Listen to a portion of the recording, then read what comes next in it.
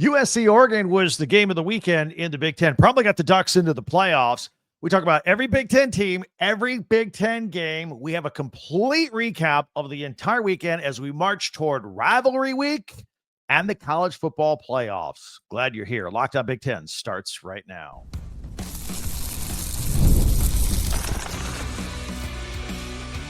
You are Locked On Big Ten, your daily podcast on the Big Ten Conference. Part of the Locked On Podcast Network, your team every day. Welcome to Locked On Big Ten. I'm Craig Shemon, 40 years as a sports talk show host and play-by-play announcer, and part of the Locked On Podcast Network, now the #1 sports podcast network. Thanks for making us your first listen each and every day. We're free and available wherever you get your podcast and on YouTube. Part of the Locked On Podcast Network, your team every day. Hey, hit that free subscribe button. We're this close to 25,000. Didn't quite get there this weekend. Hoped we were. But that way you never miss a single episode. We're here every day. And if you could share, follow, and like, that would be great too.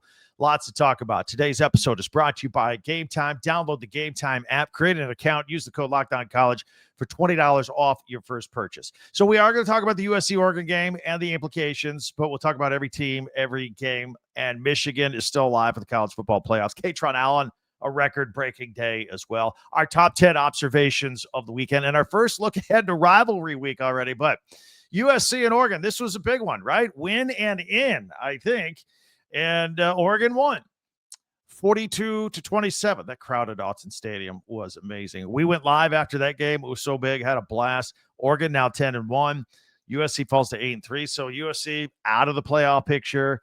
Oregon, if they could beat Washington this weekend, will be in. That's weird things have happened at Washington with the Ducks in the past. But Dante Moore threw for 247 yards and 2 touchdown passes. And also, not only can they make the playoffs, they got a good chance of hosting a game too. At Autzen, are you kidding me? That would be awesome. Noah Winnington, still his strong running style, 19 carries, 104 yards. Both teams did a good job of stopping the run earlier. It was a little bit smash mouth, but Oregon just kept getting bigger and stronger with the running game as the game went on. Had 104 yards at a touchdown. Kenyon Sadiq, the tight end, 6 catches, 72 yards, a couple of touchdowns, and the Ducks defense had 2 interceptions of Jade Mayava. Meanwhile, the loss for the Trojans, their 3rd loss of the season. They've all come on the road against ranked teams, Illinois, Notre Dame, and Oregon, that took them out of the playoff chase, sadly for them. Valiant effort, I thought, by Jade Mayava. This game kind of had the same feel as the Notre Dame USC game a little while back. He threw 3 touchdown passes in addition to the 2 interceptions, but the 2 touchdown passes were to Makai Lemon, who also threw a touchdown pass, a little trick play. Mayava finished with 306 yards in the air. Malik Benson had an 85-yard kickoff or punt return for the Ducks for a score. The Ducks defense held phenom running back King Miller. He was the walk-on freshman that stepped up in the absence of all the other injured running backs. And just every game is just like 125 yards. Held him to 30 yards on 15 carries, 2 yards a carry. Remarkable job for the Ducks up front. So now, as I said, they need to beat Washington in Seattle this weekend, or I think this effort will be for naught. USC had a couple of star players. Tanook Hines jumping in there. 6 catches, 141 yards at a touchdown. Jacoby Lane, 6 for 108. Kennedy Urlacher had an interception. They host UCLA to close it out. Rutgers at #1, Ohio State. Ohio State wins 42-9, now 11-0, 8-0 in the Big Ten. You know what's next. Big showdown against Michigan. Rutgers falls to 5-6. The big question here is the health of the wide receivers at Ohio State. It's funny. Michigan has health issues with the running backs. Ohio State has a problem with the wide receivers. Cardell Tate and Jeremiah Smith neither played. Again, I think if it were the Michigan game, they would have played. So I think we're going to see them. Julian Sainz still threw 2 touchdown passes, 13-19, 157. Bo Jackson rushed for 110 and 2 touchdowns. Tight end Max Clare, the transfer from Purdue, 7 catches, 105 yards and a touchdown at his best offensive day. Caden Curry had a couple of sacks.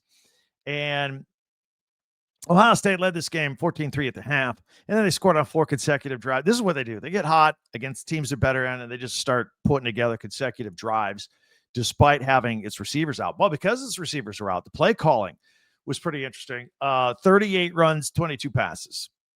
They can do it. They're good enough. They're flexible enough to do any style. Ethan Kaliakmanis, 10 of 20, 81 yards for Rutgers. Rutgers could be bowl eligible if they get a win next week against Penn State. By the way, Ohio State, when they go to the Big House, it'll be the first time they go to the Big House as an undefeated number one since 1973. We can't wait. We're going to go live after that game as soon as it's over. So mark your calendar. That's a noon kickoff. So around 3:30-ish Eastern time, 12:30 Pacific, join us for a live podcast with live interaction and back and forth. However, saying all that, the game of the weekend, believe it or not, was Minnesota at Northwestern at Wrigley Field. It was a wild one at Wrigley Field. Northwestern gets the win. It's the first time they've won at Wrigley in a Big Ten game. 38-35. They're now bowl eligible for the second time in 3 years under David Braun. These two teams combined for 73 points and over 800 yards. And now they're both 6-5, 4-4 in the Big Ten. This was an amazing shootout. Northwestern, 525 yards of offense. Minnesota had 323. Just absolutely incredible. Northwestern wins 38-35. Kicks on at the end. One made it, one didn't. Remember, Northwestern got beat on a last-second field goal by Michigan the week before at Wrigley. So this week, their kicker, Jack Olson, kicked his third field goal of the game to take the lead. It was a 33-yarder with 53 seconds left. It capped off a 14-play, 60-yard drive, but there was still time on the clock. And Corey Parrish has a nice return late in the game, and all of a sudden, Minnesota's got a chance to tie this thing up in a game that seemed like it would never end, and they missed a 40-yard field goal at the horn. So Northwestern holds on to win. Quarterback Preston Stone had his best game ever, 305 yards, 25 of 30 passing, very efficient, 2 touchdowns. Caleb Komolapi, he had a touchdown catch. He had 129 total yards. Griffin Wild had a touchdown catch, 111 total yards. Minnesota on the other side, Drake Lindsey threw 4 touchdown passes, 3 of them to Javon Tracy. Just an amazing day. Like I said, a couple nice returns by Coy Parrish in this game. Minnesota hosts Wisconsin, who won. That's how they close out the season. And then Northwestern is at Illinois. And Michigan State came this close to getting their first Big Ten win this year until Iowa got them. Iowa wins 20-17 in their home finale at Kinnick Stadium. Iowa's now 7-4. Michigan State falls to 3-8. Kind of feels like the end for Jonathan Smith. I don't know that for a fact. Maybe they'll take the route of other schools like Maryland and Wisconsin and say, look, we just invest more in the football program. Let's not blame the coach. I don't know what the situation is going to be there. But Iowa was doing Iowa things in this game, just grinding it to a halt. That's how they win games. Mark Gronowski didn't even complete a pass till the second quarter.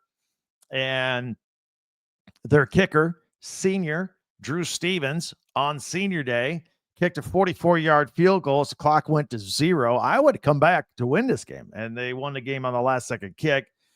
Caden Weegan had a 62-yard punt return, and also the 40-yard return late in the game that set up the Hawkeyes' game-winning kick. Iowa capped off a 13-point comeback in the final quarter. For Michigan State, the Spartans now 0-8 in Big Ten play. Alessio Milivojevic, he threw 2 touchdown passes to Christian McCray. Michigan closes out against Maryland in Detroit on Saturday. Iowa is at Nebraska. All right, we're just warming up. What we do coming off the weekend. I'll tell you what we got coming up in just a second. But if you can hit that free subscribe button, that way you'll never miss a single episode. And if you could share, follow, and like Locked On Big Ten, that would be great as well. Don't forget, we have a website, talkbig10.com. It's where all of our podcasts go. You can check them out for a second listen. And also, click on your favorite school logo, and boom, like a whole store pops up. Shirts with your school logo, pennants, hats, all that stuff. We know what time it is. It's shopping time. It's Christmas holiday here. Talkbig10.com. You can check that out. So, Michigan's real playoff chances. We'll talk about them. Their game against Maryland. Kaytron Allen setting a Penn State record. They're still bowl eligible at Penn State. Badgers win. Huskies win. Every team, every game Plus, we'll have my top 10 Big Ten observations from the weekend. We always do that on a Monday. So that's all coming up in just 1 minute right here on Locked On Big Ten. Well, the holiday season is here. It is upon us. All right, there's no more delaying. You can get to it with Wayfair. I shop at Wayfair. My wife shops at Wayfair. They got the neatest stuff, whether it's like big furniture, whether it's little nook and cranny stuff, whether it's kitchen items, whatever you need. Wayfair has it. So you got guests coming for the holidays. Wayfair can take care of you. You probably need to change up those linens. You'll have a little fresher look for your guests. Wayfair's Black Friday sale is here to make your space shine. The best part, you haven't had to wait for Black Friday. Wayfair's Black Friday deals been happening all month long, up to 70% off everything from sofas to spatulas. So check it out. I told you, it just got the perfect items that you need, or even gift ideas for that perfect something for somebody out there at Wayfair. Don't miss out on the early Black Friday deals. Head to wayfair.com and shop Wayfair's Black Friday sale for up to 70% off. That's Wayfair, WAYFAIR.com. Sale ends December 7th. Thanks for checking us out here on Locked On Big Ten. We are here every day. Thank you, you everydayers. And thank you for making us and making Locked On the #1 sports podcast network. It's you everydayers that make us go. Appreciate that.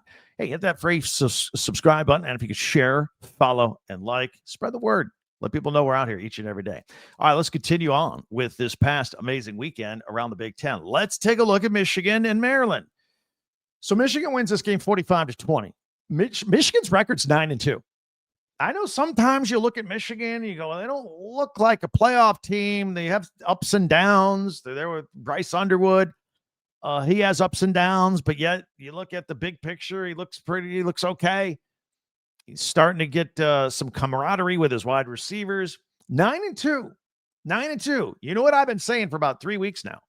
If Michigan runs the table, and thus far they have, and if they beat #1 Ohio State, Michigan's at home. Nobody thought Michigan was winning that game last year. Michigan didn't even have a quarterback. What do you think now? If they beat #1 Ohio State, by the way, they'll be the 5th straight year they do it. Michigan's going to the playoffs. That's how the Big Ten gets 4 teams in the playoffs. You got Oregon, Ohio State, Indiana. Michigan could get in with a win, and Ohio State would still get in, even if they lose that game. But anyway, back to the Maryland game for a minute. Maryland started the season off 4-0. Now they've lost 7 straight as Michigan wins this one. Interesting freshman battle here with at quarterback, Bryce Underwood. He threw for 215 yards and 2 touchdowns. Malik Washington, who has been very exciting. I think the freshman of the year comes down to these two in the Big Ten. He threw for 210, a touchdown and an interception. And Michigan's coming off that game where they had the 5-turnover game against Northwestern at Wrigley Field. Keep in mind, I mentioned the wide receiver situation at Ohio State. The running back situation at Michigan is a little shaky. Now, that's their bread and butter, right? So Justice Haynes, he's not going to be back here for the Ohio State game. Jordan Marshall's been out with a shoulder. He hurt that in the Northwestern game. So they've been relying on freshman Jasper Parker and sophomore walk-on Bryson Kudzel. You got to carry the load. And you know what? They did. Kudzel ran for 100 yards and 3 touchdowns. Parker added a touchdown in the 4th. And the Wolverines were great on 3rd down. They got their first 7 third downs. They converted 12 of 14 on the day. 0 punts, Michigan. Think about that. That's pretty good. The only times they didn't score was the end of a half field goal and then a late field goal attempt that they missed also. So Michigan hosts Ohio State. They got looking for 5th straight. Their 5th straight, looking to jump into that playoff mix. So we'll see. I mean, if they win that game, they're 10-2 and beat the #1 team. They're in. They're in. Nebraska was at Penn State. That was the Matt Rule homecoming game. Well, Penn State won it 37-10. The route was on early. Penn State just 5-6. Nebraska falls to 7-4.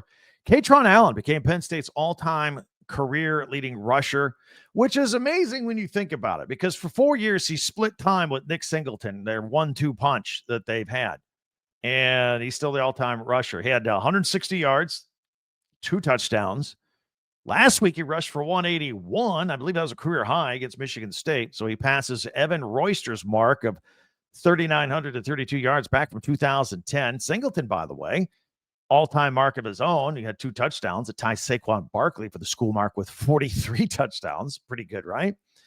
The Nittany Lions scored on 5 straight possessions in this game. Penn State is 1 win away from being bowl eligible. They visit Rutgers on Saturday.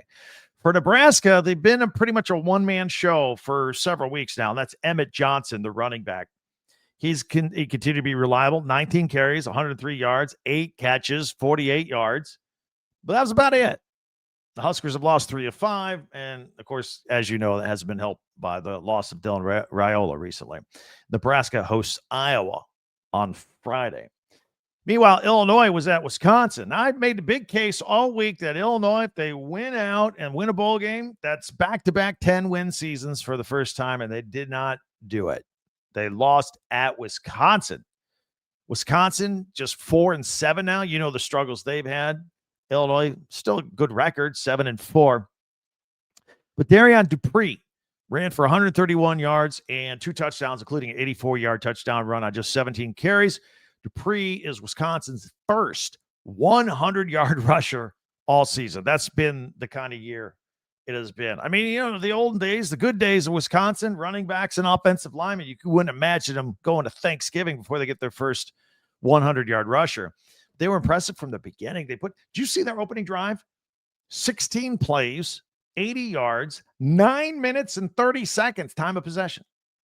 And they got this freshman quarterback that I kind of like, Carter Smith from Southwest Florida. He was 4 for 4 for 40 yards on that opening drive, but that was most of his passing for the night. So we'll see. I still think they're going to spend big name, image, and likeness money and go get somebody else a quarterback. But nevertheless, they get the win. And Darrell Peterson had 3 of Wisconsin's 5 sacks of Luke Altmaier. For the Illini, Gabe Jacobs had 2 more sacks, 2 of their 5 on the night.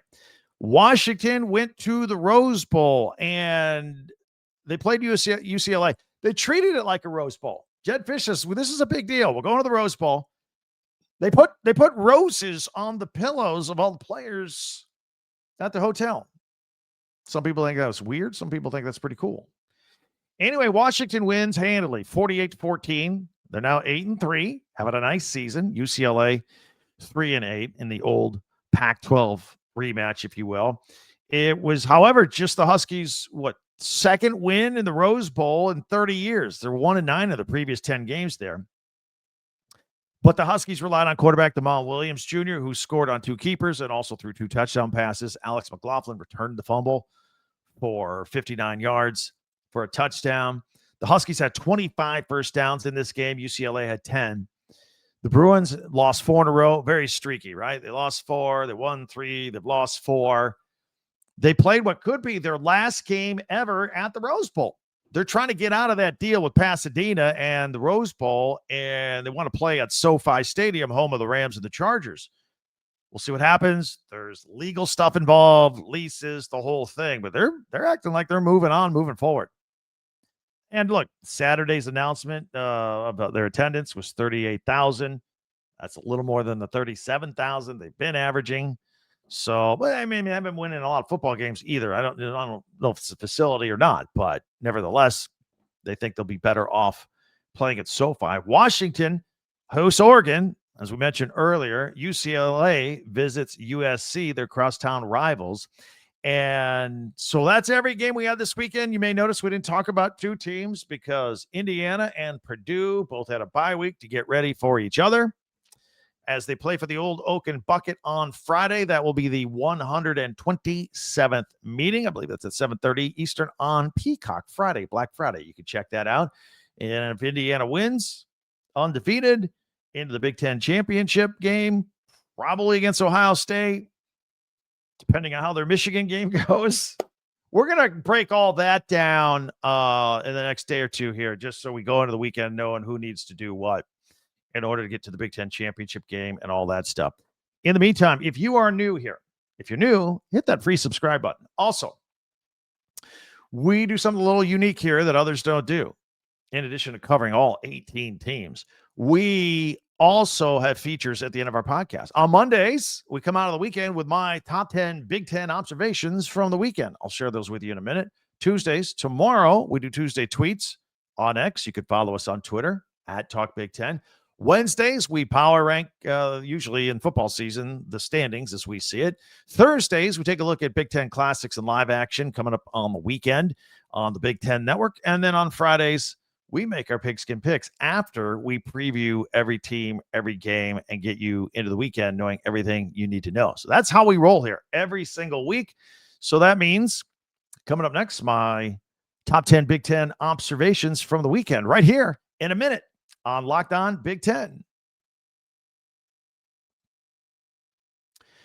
College football's winding down, but it's rivalry week, and we talk about these games with you. You watch the games. You're excited. How many times you tell your friends, it'd be cool if we just go to a game? Well, all right, who's going to get the tickets? Well, you. Download the Game Time app, couple of taps, and you're going. They even have a view from the seat of the ticket you're about to buy with Game Time. So you're good. You're not getting a bad seat. You're getting a great seat. You're getting a great deal. You're getting all-in prices right up front. There's no tricks or anything like that. No hidden fees. No long lines. Get the Game Time app. And by the way, this works for it's not just sporting events. You want to go to a concert or a comedy show in your local town? Game Time has tickets for that. That's how it works. Everything.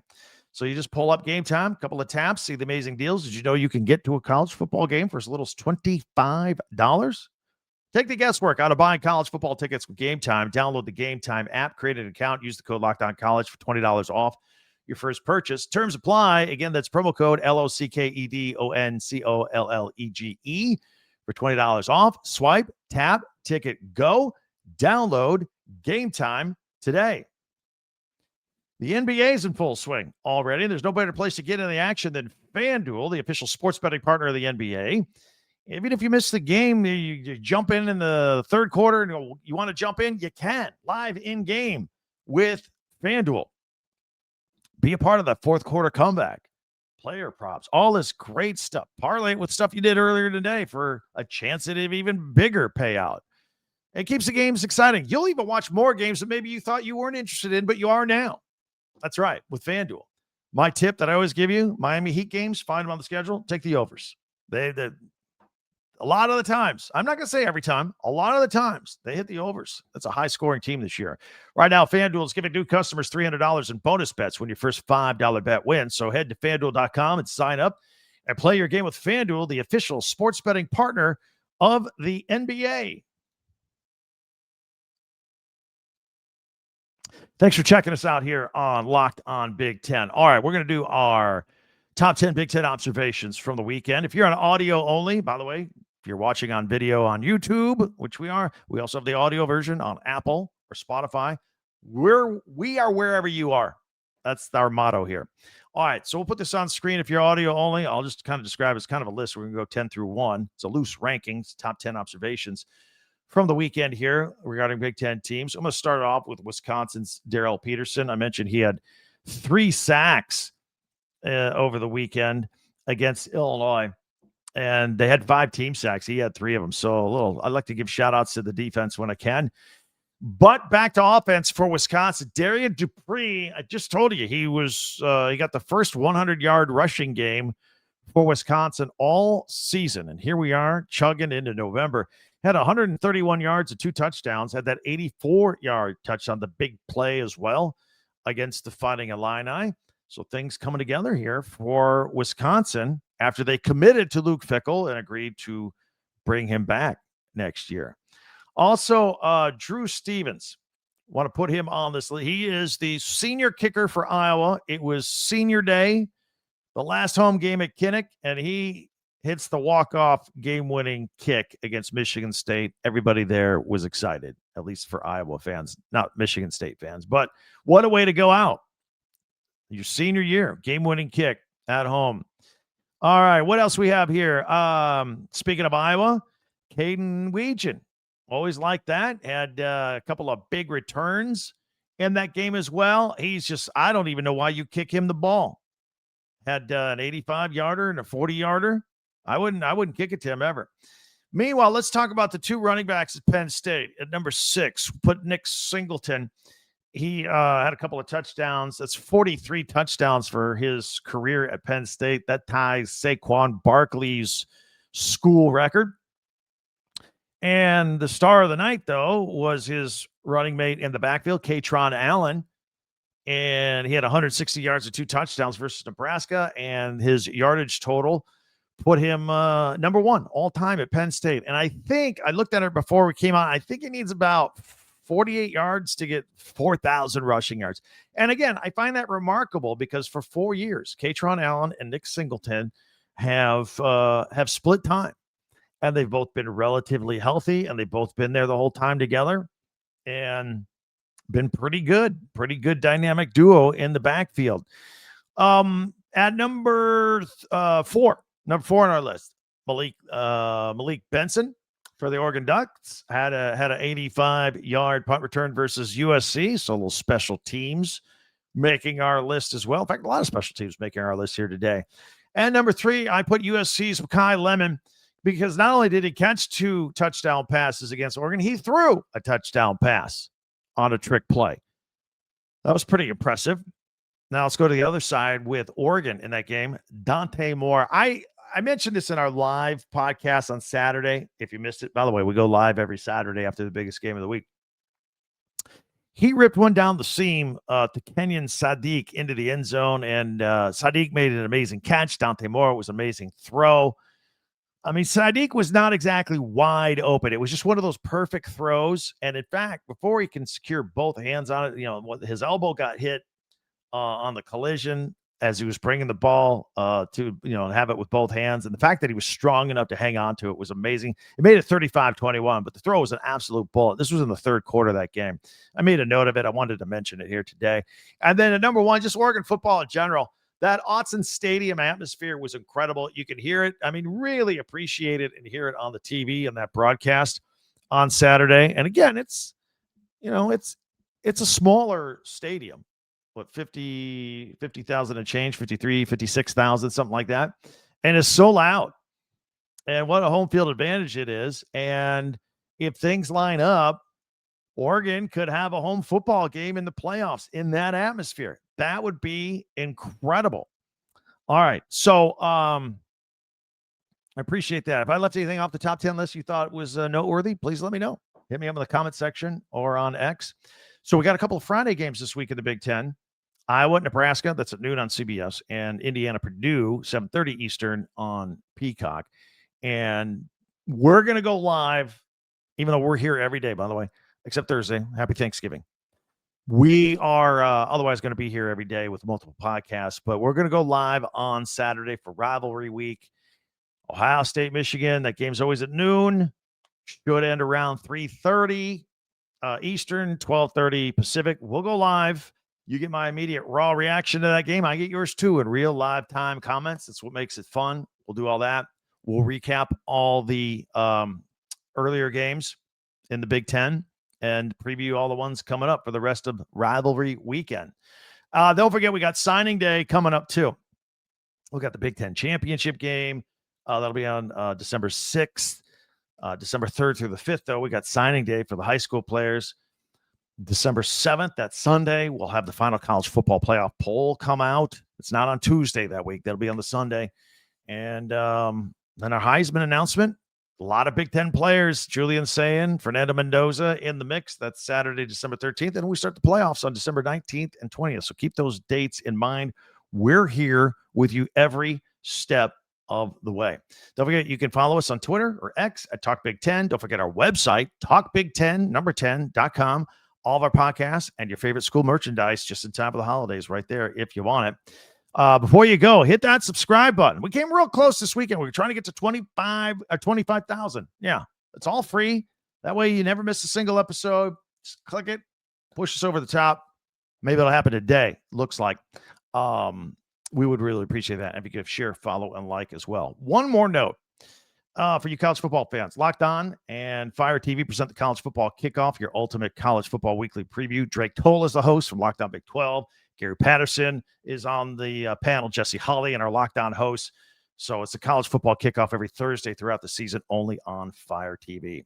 That'll do it for us. Thanks for joining us. I can't wait till we meet again tomorrow. I'll see you there. I'm Craig Shemon for Locked On Big Ten.